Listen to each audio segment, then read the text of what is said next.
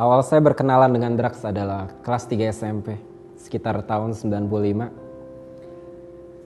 Saat itu adalah masa-masa yang sulit, dikarenakan keadaan keluarga begitu buruk dan sering terjadi ketidakharmonisan, sering terjadi pertengkaran antara orang tua saya. Ayah saya adalah mantan seorang pecandu narkoba, sehingga begitu banyak kekacauan yang dia timbulkan terhadap keluarga yang berdampak bagi anak-anak tentunya. Di tengah kemelut yang berkepanjangan dan rasa frustasi yang begitu hebat, saya mulai menggunakan heroin dan jarum suntik sebagai bentuk pelarian saya terhadap setiap permasalahan yang timbul. Dan tanpa saya sadari, dengan berjalannya waktu, dosis tersebut semakin naik. Semakin banyak saya harus mengkonsumsi barang tersebut. Saya mulai menjual barang, saya mulai berbohong. Saya lakukan segala cara untuk menutupi kebutuhan saya untuk zat adiktif tersebut. Saya mulai mengambil barang milik orang lain. Begitu banyak tindakan kriminalitas yang saya lakukan. Dan tidak jarang saya harus berurusan dengan polisi. Dan tentu saja hal tersebut berdampak besar bagi kehidupan keluarga saya. Perekonomian keluarga menjadi turun dengan drastis. Permasalahan menjadi semakin besar. Kekacauan di mana-mana. Ada saat di mana saya tidak bisa mengontrol keadaan tubuh saya karena rasa sakit yang begitu sangat akibat keterkandungan narkoba tersebut.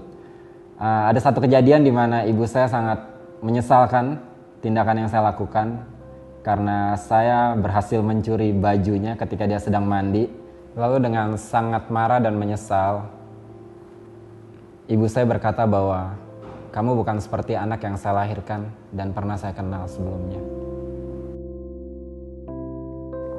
Di awal tahun 2001, mulai timbul dalam keinginan hati saya untuk dapat lepas dan bebas dari barang terlarang tersebut.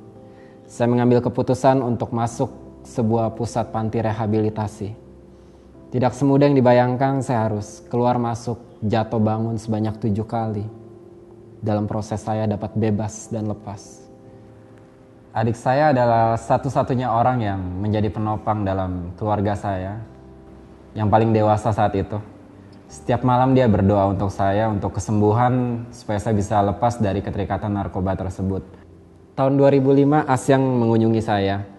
Dan dalam proses singkat tersebut, timbul sebuah percakapan dari hati ke hati antara seorang adik dengan kakak. Dia mengutarakan isi hatinya untuk bisa pergi ke luar negeri, menuntut ilmu di Kanada.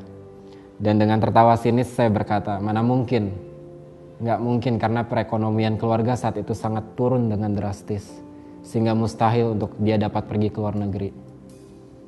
Dan cara berpikir itulah yang membuat saya berpikir keras. Bagaimana mungkin anak semuda dia mempunyai pikiran yang luar biasa. Mempunyai cita-cita yang tinggi.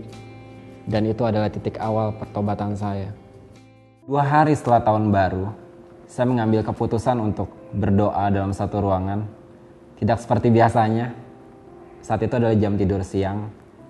Saya hanya mengambil sebuah Alkitab dan masuk satu ruangan yang khusus. Saya ingin bebas, saya ingin lepas, saya ingin pulang. Saya nggak tahu arah tujuan saya nggak tahu masa depan yang seperti apa yang bakal saya alami. Dan sepertinya Tuhan berbisik dengan pelan.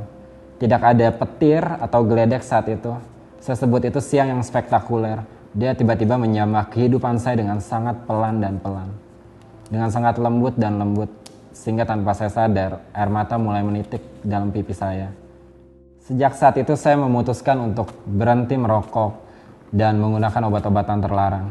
Karena di rehabilitasi pun barang tersebut bisa dengan mudah masuk.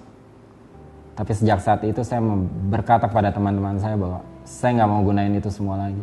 Dan saya membuat perjanjian dengan Tuhan, saya mau pulang, saya mau bebas, tolong tunjukkan masa depan saya. Dengan bayaran bahwa saya akan melepaskan itu semua. 2 hari sebelum keberangkatan adik saya ke Kanada, kami berdua memutuskan untuk pergi ke satu komunitas yang bernama Oksigen. Di situ saya diperkenalkan dengan teman-teman dari Oksigen tersebut. Dan saya melihat sesuatu yang berbeda di sana. Ada atmosfer yang begitu berbeda.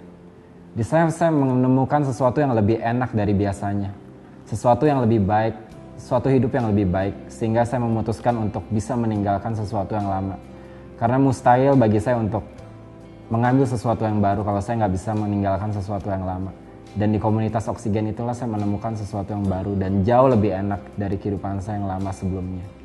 Dibutuhkan tindakan yang jauh lebih keras dalam usaha menggapai pertobatan tersebut. Dan orang-orang sekeliling saya adalah mereka yang paling merasakan dampak dari pertobatan saya tersebut.